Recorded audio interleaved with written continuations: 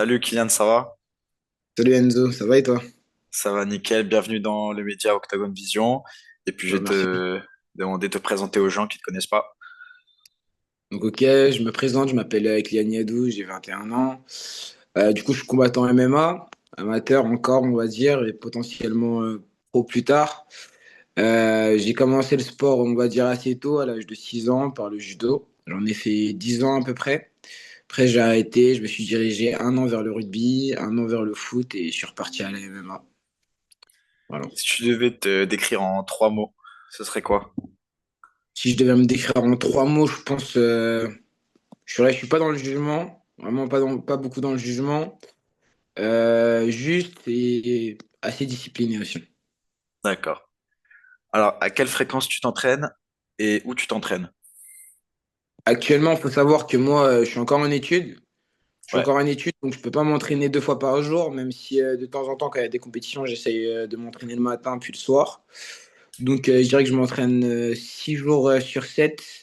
Le vendredi, je m'entraîne pas, mais le reste de la semaine, au moins un entraînement par jour obligatoirement.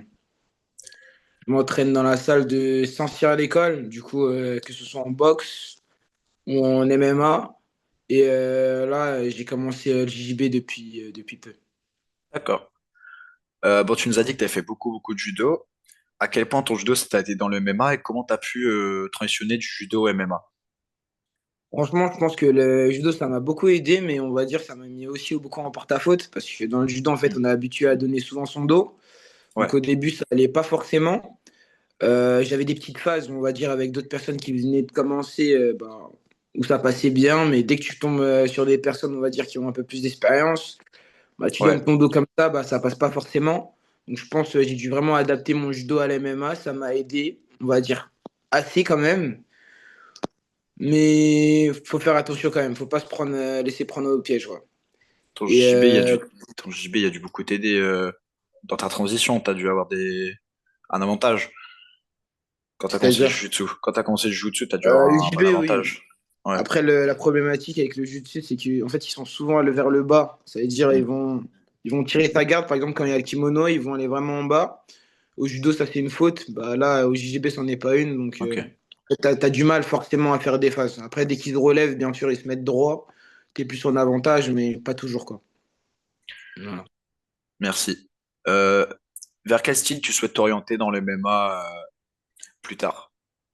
Vers quel style? Quand tu me parles de style, c'est-à-dire? Style grappleur, style striker, Franchement, dis-moi un petit peu. honnêtement, je préfère être complet, hein. Franchement, je Ouais, t'avoue, je préfère en fait pouvoir striker, c'est-à-dire mettre des KO, TKO, et pouvoir soumettre peu importe la personne, quoi. Après, moi, je me définis comme quelqu'un, pas forcément de complet à 100%, hein, mais qui ouais. essaye d'être assez complet, que ce soit debout ou au sol.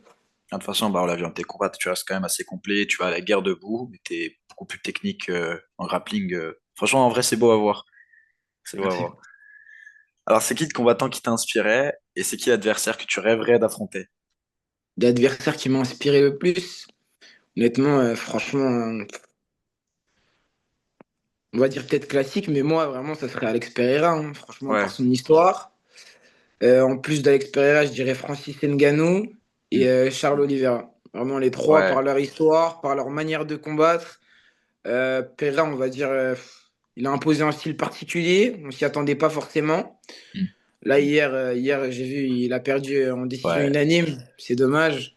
Hmm. Mais franchement, j'aime beaucoup son style de combat. Charles Oliveira, franchement, bah, la personne, en fait, que ce soit dans la défaite ou dans la victoire, bah, j'adore.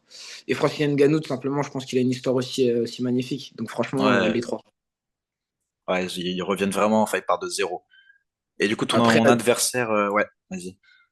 après l'adversaire que j'aimerais forcément affronter, franchement, je te le dis honnêtement, il n'y en a pas. Ouais, Franchement, il y en a pas. Je n'ai pas un adversaire de rêve ou quoi. Je me dis, moi, franchement, j'aimerais affronter tout le monde, hein. Je pense que c'est toujours kiffant de se dépasser. Donc, en gros, peu importe l'adversaire, donne-toi et on verra s'il est fort ou il est pas fort, ou si t'es plus fort que lui ou non. Donc, franchement, pas d'adversaire de rêve pour moi. tu vas être dans quelle catégorie quand tu vas passer pro?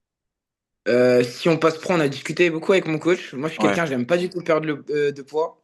Ouais, À savoir, quand je fais mes compétitions, que ce soit à la MMA League ou autre, je reste dans la catégorie des moins 77 kilos, hmm, sachant qu'en fait, je fais 72 kilos, voire ouais. 71 kilos. Du coup, en D'accord, soi, ok. ouais, ça fait un petit 6 kilos de différence parce que j'ai pas envie tout simplement de perdre du poids pour passer en moins de 70. Donc, je Ouais. reste vraiment dans les moins de 77. Mais sur là, on a beaucoup discuté et je pense si je passe en pro, je passerai vers les 66 kilos, ouais. Moins de 66 kilos. Ok, ok, ok, ok. Euh, bon, on a vu donc, dans le tournoi YFC, tu as cité des versets bibliques. À quel point bah, la religion, ça t'a aidé dans ta carrière? À quel point ça m'a aidé dans ma carrière à la religion, j'avoue que moi je suis quelqu'un, avant j'avais du mal avec le stress. Franchement, Ouais, beaucoup, beaucoup, beaucoup de mal avec le stress. Et tout simplement, en fait, bah, j'ai commencé, on va dire, à prier avant de rentrer dans la cage. Vraiment, demander tout simplement à Dieu, on va dire, d'enlever mon stress, de me rendre fort, de me dire tout simplement que rien n'était impossible. Et en fait, bah, j'ai vu que, bah, au fil du temps, en fait, mon cœur, en fait, il s'apaisait, il ralentissait. J'avais plus le stress, la grosse boule au ventre, forcément, quand je rentrais dans la cage. Je vais pas dire le stress, j'avais plus à 100%, hein. Je l'avais toujours ouais, un peu, bien évidemment. Je pense que c'est un bon stress, mais le stress était plus géré. Dans mes premiers combats amateurs, je sais que bah, ça, c'est des choses que je faisais pas du tout. Et bah, justement, en fait, je rentrais dans la cage et à la limite, en fait, j'étais déjà essoufflé tellement en fait, j'étais stressé. Donc franchement, ça ouais. m'a beaucoup aidé à gérer mon stress, vraiment. Ouais, franchement, c'est important. Et même, c'est des beaux messages que tu transmets. J'espère. Ouais. Donc, tu as été champion YFC. Donc, il me semble que ça a été vers 2024, fin 2024 peut-être, C'est ça, le c'est ça. tournage. Ouais. Donc là, c'est sorti il y a un peu moins d'un mois. Qu'est-ce que tu as ressenti après l'exposition médiatique, la reconnaissance des gens, et vraiment tout ce que ça t'a apporté derrière? Franchement, pour le moment, ça fait vraiment chaud au cœur. Franchement, les gens, ils sont très, très sympas. J'ai eu malgré tout quelques petites critiques, mais pas grand-chose. Franchement, on n'y fait pas trop attention. Ouais, Bah déjà, au niveau de la victoire, quand j'ai gagné, honnêtement, j'étais très content. J'étais très étonné. Très étonné, on va dire, bah, pas d'avoir gagné forcément, mais très étonné de ma performance, parce qu'en soi, je suis content de ma performance, mais à la fois aussi, je vois beaucoup de choses à corriger chez moi. ouais, J'étais content surtout pour mes potes aussi, parce qu'ils avaient fait du chemin pour venir me voir, bien sûr, en premier lieu. Médiatiquement, il y a beaucoup de gens qui sont venus me voir, on m'a proposé des petits trucs quand même. Franchement, ça fait vraiment plaisir. Les gens, ils n'hésitent pas à venir me voir. Il y en a d'autres, je vois, qui me regardent beaucoup et qui hésitent à venir me parler, mais ouais, franchement, ouais. pas de soucis. Je pense que je suis quelqu'un d'assez assez ouvert, quoi. Donc en vrai, si on veut venir me parler, moi, c'est sans souci.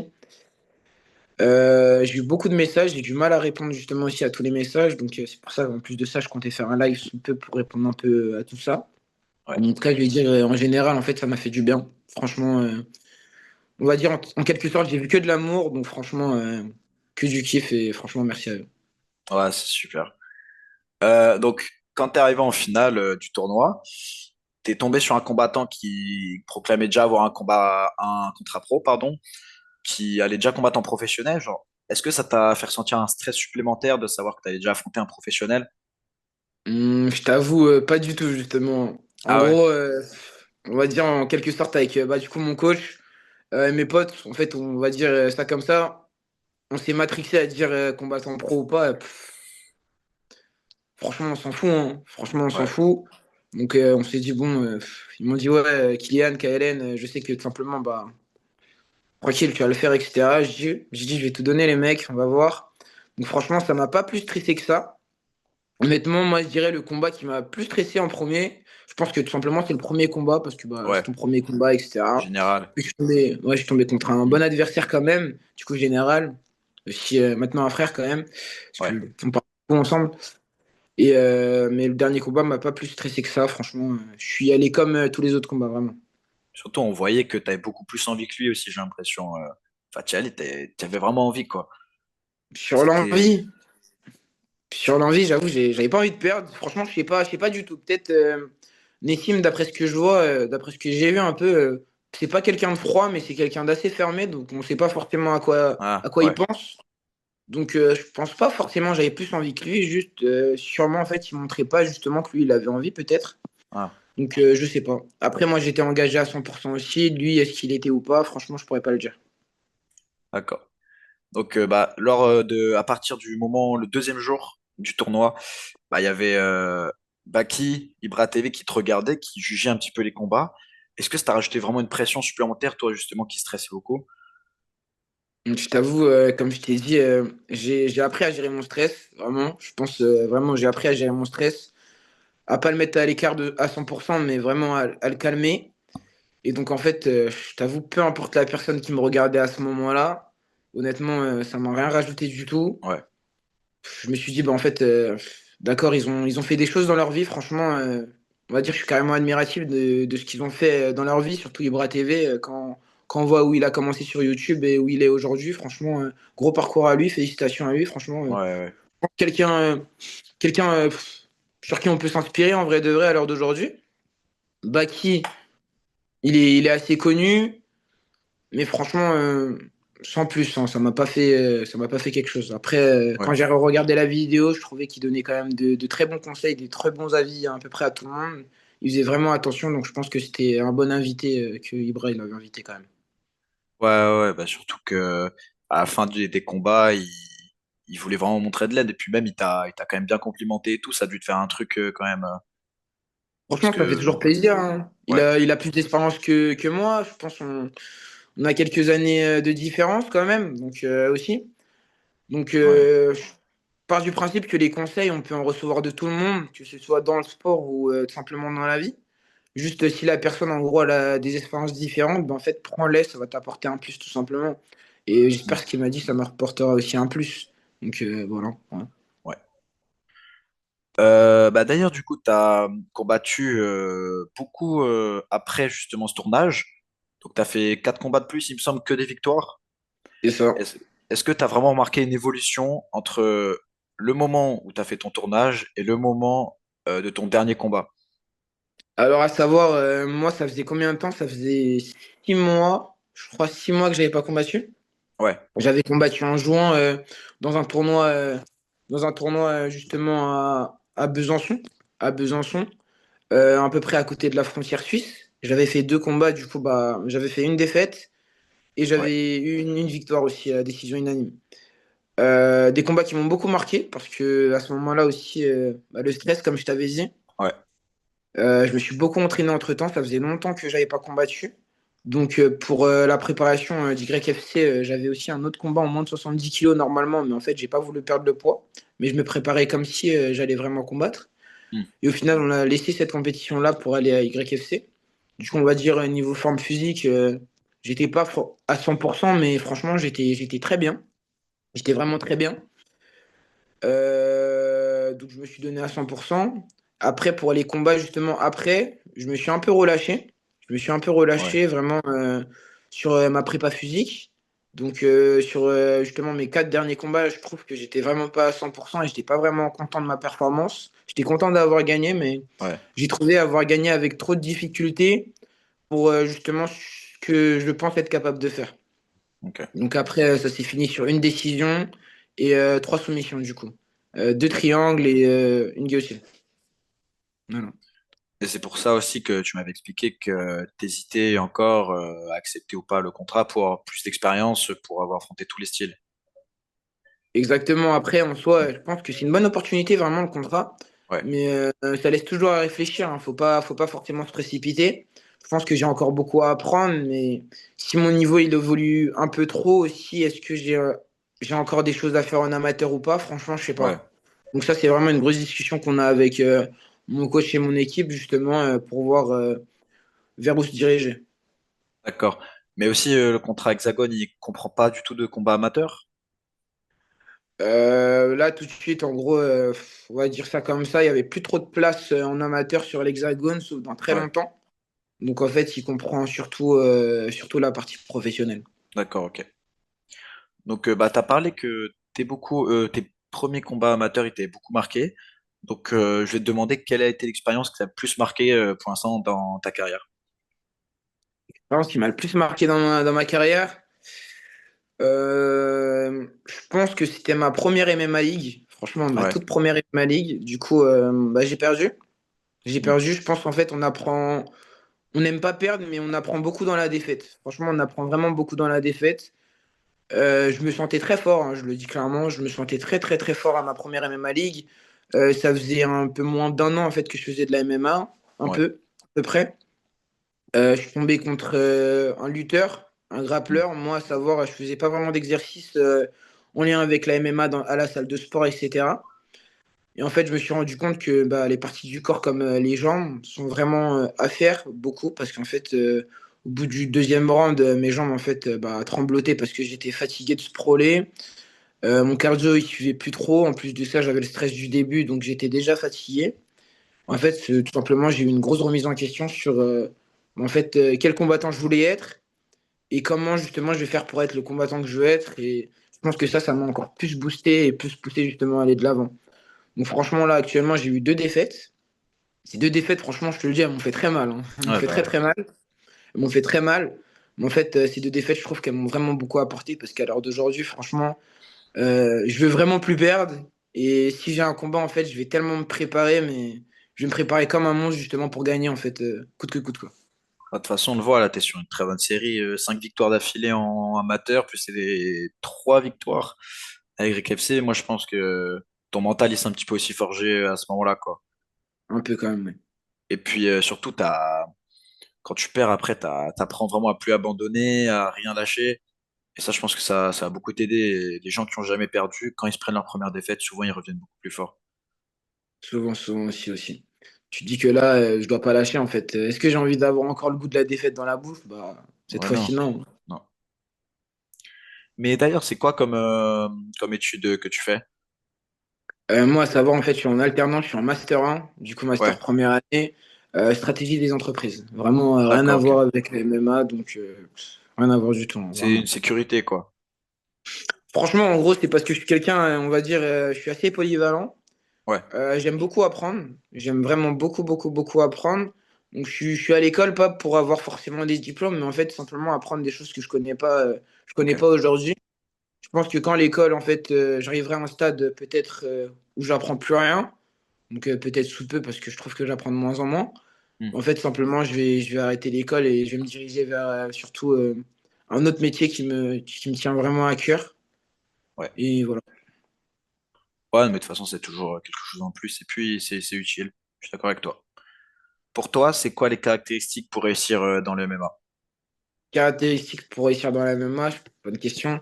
Je pense que déjà la discipline, Ouais, le mental, franchement, le mental très important. Parce qu'il y a beaucoup de gens en fait qui sont très forts, mais en fait n'ont pas le mental justement pour faire de la MMA.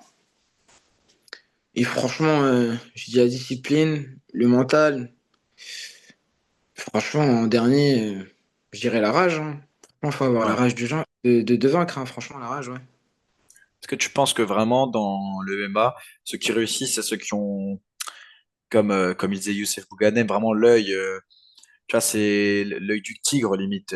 C'est vraiment les gens qui sont prédisposés à réussir ou des gens qui sont pas prédisposés à réussir. Après, ouais, j'ai vu aussi la phrase de Youssef. Franchement, Ouais, grand nom du sport en France. Je suis d'accord avec lui. Parce que je me dis tout simplement, c'est pas tout le monde en fait qui veut vraiment combattre et qui ont vraiment en fait l'envie de combattre d'une manière en fait.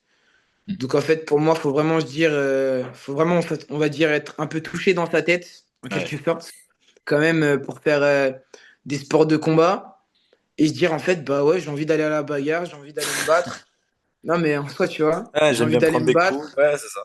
Ouais, non, vraiment, et je kiffe ça en fait.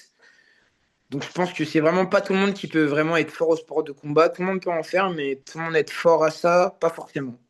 Ouais, Donc ouais. je suis assez d'accord avec lui quand même. D'accord. Comment tu vois ton année 2025 et c'est quoi tes objectifs pour le futur?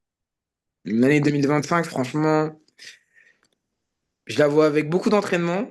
Beaucoup d'entraînement, là. Il y a peu déjà, je rentre de Thaïlande. Je pense que Ouais, ça m'a changé ma perception encore plus de la MMA et des sports de combat. J'ai adoré.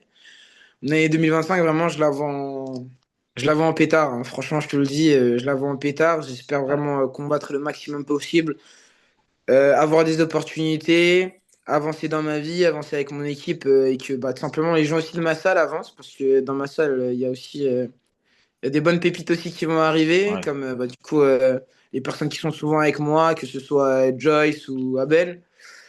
Franchement, je pense ouais, vraiment en pétard pour moi et pour toute ma salle, franchement. Ouais. C'est ça le but. Est-ce que tu penses plus tard, ça peut être une possibilité pour toi d'aller habiter en Thaïlande, par exemple, pour s'entraîner au Tiger, ou dans d'autres pays un peu, où tu comptes rester vraiment en France pour faire ta préparation? Habiter en Thaïlande, franchement, la Thaïlande, franchement, c'est magnifique, mais Ouais, je pense pas aller habiter là-bas. Faire des bons camps là-bas, ouais, bien sûr, bien sûr, bien sûr. hmm, Après, moi, mon coach, il est souvent là-bas aussi. Du coup, il connaît du monde. Quand nous, on va s'entraîner, on va plus au Phuket Fight. Le Tiger, on n'y va pas ok, trop. Il y a des bonnes salles là-bas. Donc, pour des camps d'entraînement, franchement, ouais, mais pour y habiter, je pense pas. ça va. Je pense que tu as dû faire des sparring un petit peu contre des mecs un peu du milieu. C'est qui le mec qui t'a le plus impressionné? C'est Mansour. Mansour Bernaoui, je Barnaoui? crois. Oui, Ouais, ouais, exactement. Du coup, franchement, elle m'a donné des très bons conseils. M'a donné de très bons conseils. Sa manière de combattre, franchement, assez impressionnante. Franchement, quand tu vois un bon niveau comme ça, c'est là que tu te dis, ah ouais, quand même, j'ai encore beaucoup de choses à apprendre, hein. Peut-être je peux me sentir fort ou pas, mais ça te remet vraiment les pieds sur terre. Parce que tu ouais, vois, après beaucoup de victoires, tu peux te dire, ah ouais, c'est moi Goliath, c'est moi le plus fort, etc. Mais en fait, tout simplement, redescends, rentraîne-toi, et tu toi encore plus, parce que franchement, il y a des gens qui peuvent être plus forts que toi, et que tu devras peut-être dépasser encore un jour aussi. Donc franchement, oui, Mansour. ça va. Pour toi, c'est quoi le chemin parfait pour ta réussite en MMA et pour ton parcours que tu rêverais? Franchement, là, actuellement, le parcours que je rêverais, ça serait bah, du coup, comme j'ai déjà une proposition, l'Hexagone, franchement. Ouais, L'Hexagone, je trouve que l'Hexagone, c'est en expansion de plus en plus déjà. ouais, Franchement, il y a beaucoup de monde qui commence à arriver là-bas. Comme je sais qu'Amin Ayoub, il a signé en moins de 70 kilos là-bas, hmm, par exemple. Donc franchement, il y a beaucoup de monde qui commence à arriver là-bas, à l'Hexagone. Après l'Hexagone, honnêtement, je pense pourquoi pas la RES. Franchement, parce hmm, que je trouve qu'on ne parle pas aussi assez de la RES, alors que bah, franchement, c'est une très bonne organisation. Il y a ouais, vraiment de bons combattants. Après, franchement, le KSW aussi. Donc franchement, moi, ça serait vraiment l'Hexagone, la RES. Je ouais, mettrais en deuxième vraiment le KSW et après, je pense comme tout le monde, l'UFC en bah première. ouais, ouais. Et t'as pas peur parce que l'ARES, il y a des problèmes au niveau de, par exemple, de la, comment dire, il n'y a pas des événements très souvent. Des fois, ils laissent des grosses pauses. Je sais que là, le prochain événement, c'est en mai. Du coup, c'est fait que pour les combattants qui veulent être vraiment réguliers, des fois, ça peut être un peu compliqué. Je suis C'est, d'accord avec, je suis ouais, d'accord avec toi, c'est problématique. Moi, je partirais du principe que j'aimerais combattre au moins 5 fois par an. ouais. Franchement, au minimum. Franchement, au minimum, je pense être le plus actif possible. Mais après, ouais, c'est peut-être un risque à prendre quand même. Voilà quoi. Bah, surtout à tes débuts, surtout que toi, tu n'auras pas beaucoup de poids à perdre de ce fait. Ça Mm. fait tu veux vraiment un peu avancer vite, un peu à la White Tanja, pour vite te faire un nom, quoi. Après, faut pas mélanger deux personnages. Du Ouais, coup, je vais pas avancer à la Walid Tanja. Moi, je vais avancer de ma manière à moi. ouais, S'il veut combattre chaque mois, franchement, respect à lui et franchement qu'il le fasse. Et j'espère que ses combats se passeront bien. Mais moi, comme je t'ai dit, je pars du principe au moins 5 combats dans l'année au minimum.